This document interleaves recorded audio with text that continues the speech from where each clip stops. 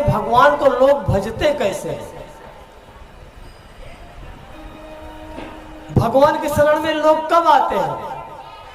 पास से होता है पाप, अधिक पाप हो जाता है, सोचता है चलो भगवान का सेवा करें, तीर्थ स्नान करें, स्नान, थोड़ा पाप मेरा घट जाए। अधिक पाप के कारण भगवान के शरण में लोग आते हैं। फल से होता है फल की इच्छा। हमारे घर में इतने दिन से बहू आई, किसी प्रकार का कोई संतान नहीं आ रहा है, घर में अनेक प्रकार का जो है व्यापार नहीं है, किसी प्रकार का रोजी रोजगार नहीं है, उसके फल की इच्छा की प्राप्ति के लिए अगर हम आते हैं तो भगवान का दर्शन करने, भगवान का सेवा करने, गुरु का सेवा करने, कि हमें कुछ फल मिल जाए।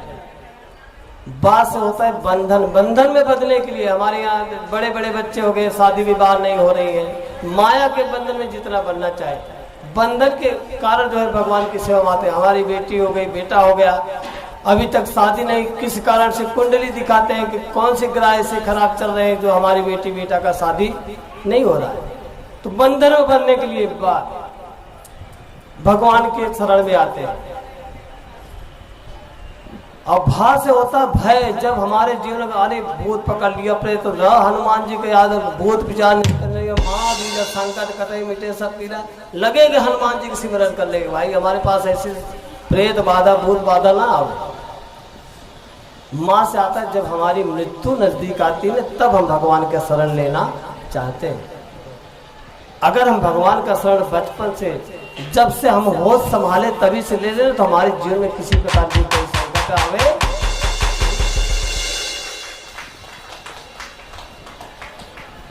इसलिए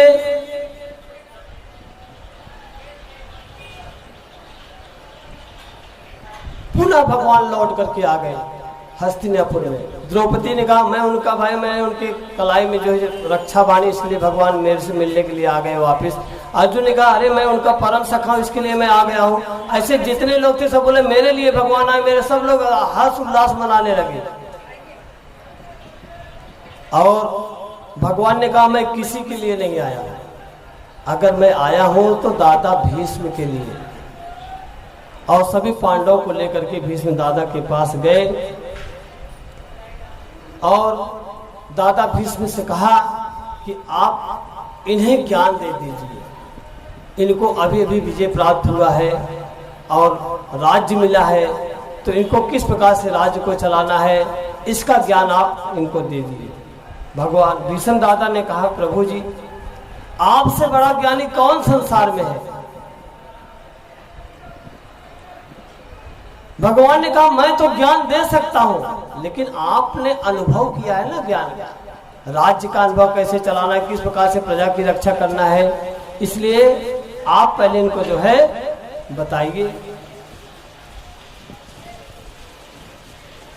भगवान ने कहा कि ये सब ज्ञान आप दे दीजिए, राज्य किस प्रकार से चलता है, किस प्रकार से नहीं चलता है। भीष्म दादा ने कहा कन्हैया तू ये बता, मैं अपने जीवन में कोई पाप नहीं किया, लेकिन ये दशा मेरी क्यों, मैं सैया पे 6 महीने से बैठा हूं। बोले कि दादाजी आपने जीवन में पाप तो नहीं किया, लेकिन पाप का दर्शन जरूर किया है। अगर आप एक उंगली उठाते तो किसी की हिम्मत नहीं थी कौरवों में द्रौपदी का चीरहरण करने के लिए, लेकिन उस समय आप मौन बैठे थे। तो दादा ने कहा उस समय तो मेरी मति मारी गई थी ना, इसके लिए मैं वहां बैठा रहा। मति कब खराब होती मालूम है, जब नीच के घर का अन्न, दुष्ट के घर का अन्न हमारे शरीर में जाता है तो हमारी मति बुद्धि खराब हो जाती है। एक बार दुर्योधन ने इसी प्रकार से सहदेव जी बड़े पंडित थे, बोले अपनी कुंडली लेकर के गया, बोले बताओ हमारी कुंडली के अनुसार पांडव कब मरेंगे। सहदेव जी ने कहा तुम्हारी कुंडली के अनुसार पांडव कभी मरने वाले नहीं है। बोले कि फिर मरेंगे कैसे। बोले अगर भीष्म दादा युद्ध करें तो जरूर मर सकते हैं। फिर प्रश्न करती है भीष्म दादा युद्ध कैसे करेंगे। सहदेव ने कहा किसी दुष्ट पापी का घर के अन्न का भोजन कर लेंगे, उनका मति खराब हो जाएगा तो युद्ध करने तैयार हो जाएंगे। बोले सबसे बड़ा पापी संसार में कौन है। सहदेव ने कहा तू ही है। अपने घर का भोजन करा, मैं उसके घर का भोजन किया, इसलिए मेरी मति खराब हो गई। और जो ये खून का बार बार चू रहा ना, हमारी जो मति, जो अन्न मैं खाया था वो खून निकल करके बाहर आ गया। अब मेरी मति जो है एकदम साफ हो गई, निर्मल हो गई है। इसलिए भगवान से प्रार्थना करने लगा और भीष्म दादा कहने लगे, इतिमति रूप कल्पितां त्रिविषणां भगवती स्वासत पुंगवे विभूर्मि स्वासुख मुपगते कश्चित हरतो प्रगितम उपवे प्रभावम। बोले कि जो मैं दुर्योधन का अन्न खाया था, इसके लिए मेरी मति भ्रष्ट हो गई। अब तो वो तीर के जरिए जो हमारे जो खून निकल गए, सारे पाप हमारे उस मति के जो अन्न का था बना हमारा खून, वो सब निकल गया। अब मेरा मन साफ हो गया है।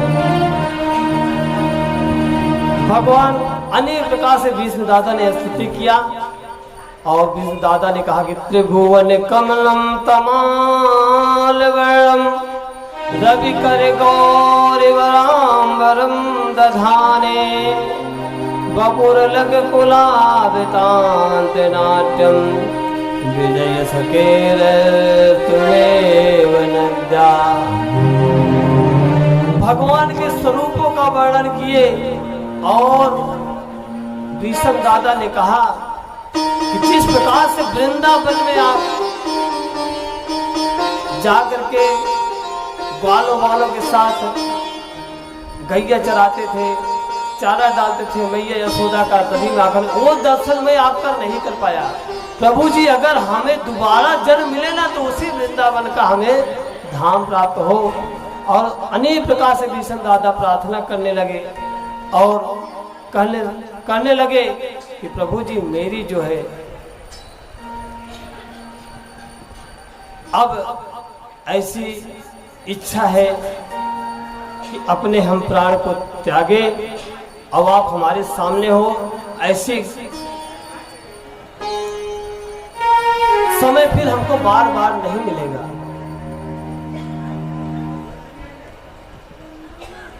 और भीष्म दादा कहने लगे,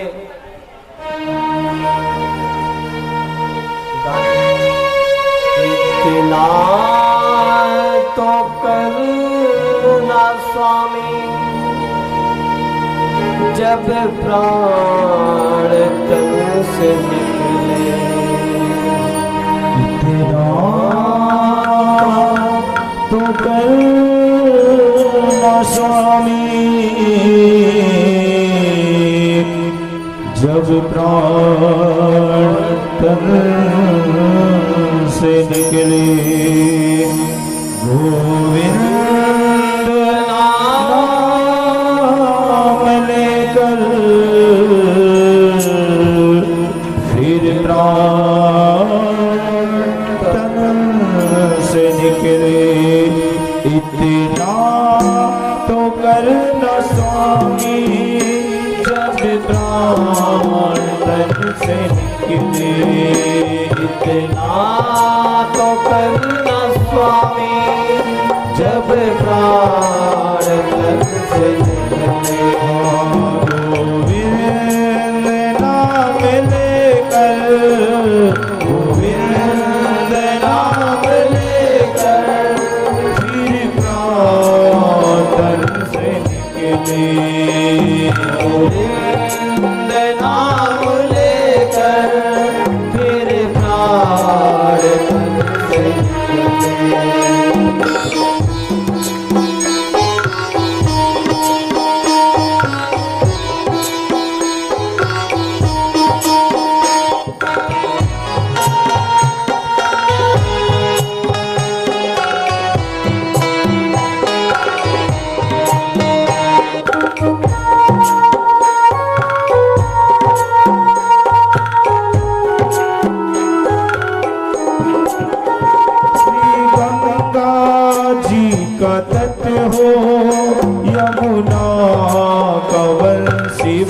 हो, श्री गंगा जी का तट हो, यमुना का बंसी तट हो।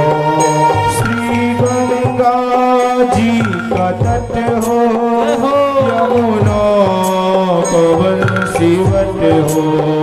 श्री गंगा जी का तट हो, यमुना का बंसी तट हो। मेरा सावरा निकट हो, मेरा सावरा निकट हो, फिर प्राण तन से निकले। मेरा सावरा निकट हो, मेरा सावरा निकट हो, फिर प्राण तन से निकले। तो करना स्वामी जब प्राण तन से निकले। तो करना स्वामी जब प्राण तन से निकले।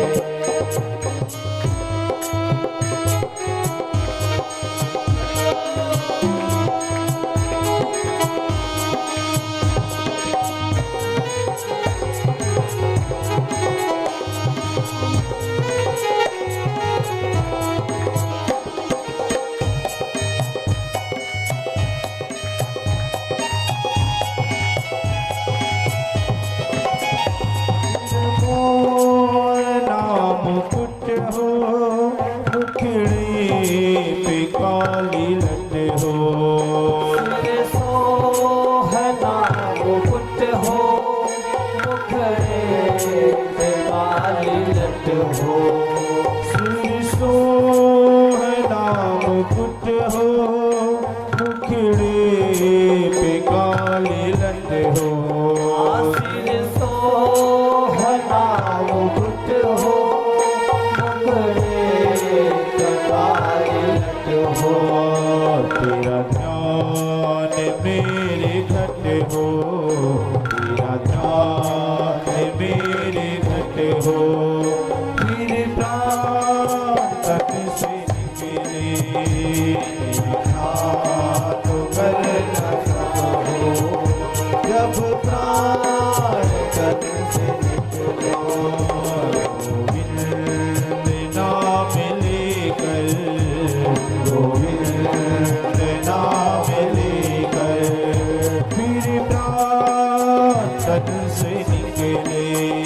गोविंद नाम लेकर फिर प्राण तन से निकले।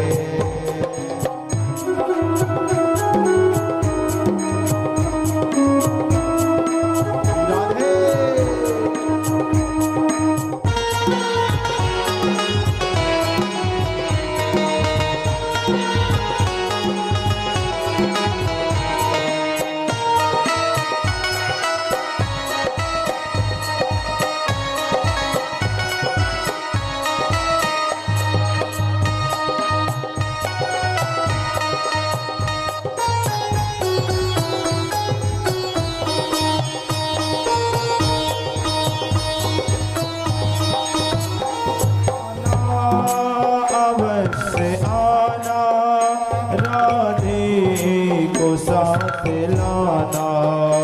आना अवश्य आना, राधे को साथ लाना। आना अवश्य आना, राधे को साथ लाना। आना अवश्य आना, राधे को साथ लाना। दर्शन मुझे दिखाना, दर्शन मुझे दिखाना, जब प्राण तन से निकले। दर्शन मुझे दिखाना, जब प्राण तन से निकले। इतना तो करना स्वामी जब प्राण तन से निकले। इतना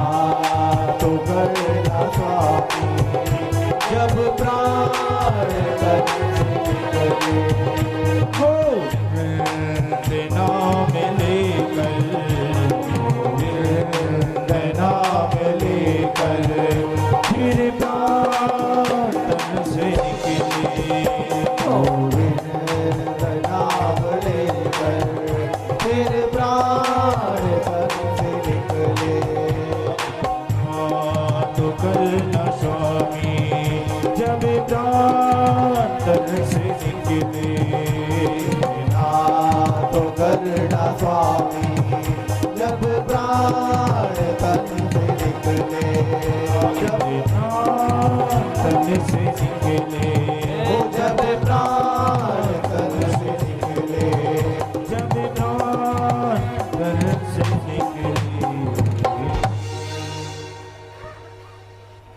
इस प्रकार से भीष्म दादा ने प्रार्थना किया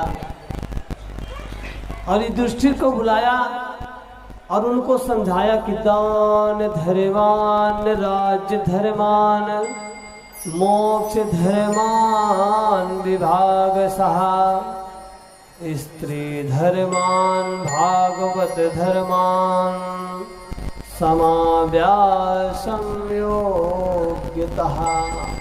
युधिष्ठिर को राजधर्म किस प्रकार से चलाना है, दान कैसे किया जाना है, धर्म का अनुसरण कैसे करना है, प्रजा के सामने हमको रहना किस प्रकार से, स्त्री का क्या धर्म है, पुरुष का क्या धर्म है, ये सब ज्ञान दे करके और गोविंद के सामने ही भीष्म दादा अपने प्राण का त्याग किया। और युधिष्ठिर का राज्याभिषेक हुआ और कृष्ण द्वारिका चले गए। कुछ समय बाद परीक्षित जी का जन्म हुआ और अनेक प्रकार का उत्सव मनाया गया। इधर विदुर धृतराष्ट्र और गांधारी से कहने लगे, अरे जिस राज्य के लिए इतना बड़ा युद्ध किया गया, आपके बेटों ने इनके साथ इतना, उसी के राज्य में बैठ करके भोजन करना अच्छा लग रहा है। विदुर के समझाने पर धृतराष्ट्र गांधारी हिमालय की तरफ गए, भगवान की तपस्या करने लगे और अपने देह को शांत किए। अर्जुन द्वारिका गए, उस समय भगवान का स्वर्गारोहण हो चुका था। अर्जुन को जब पता चला भगवान नहीं है तो दीनहीन की भाव से लौट करके आ रहे थे। उसी समय यक्षों ने अर्जुन को घेरा और उनको लूट लिए, धनुष बाण सब छीन दिए। तब अर्जुन को होश आया कि वही धनुष है, वही बाण है जिससे इतनी बड़ी सेना का हमने संहार किया। आज वो शक्ति कहाँ चली गई? भगवान जब चले गए तो शक्तिहीन अर्जुन हो गया। और कुंती को जैसे पता चला भगवान अपने धाम को गए, सुनते ही चक्कर आया और अपने प्राण को त्याग दिया। परीक्षित राजा बने और पांडव भी एक एक करके हिमालय की तरफ गए। युधिष्ठिर स्वर्ग गए और परीक्षित द्वारा धर्म की स्थापना हुई।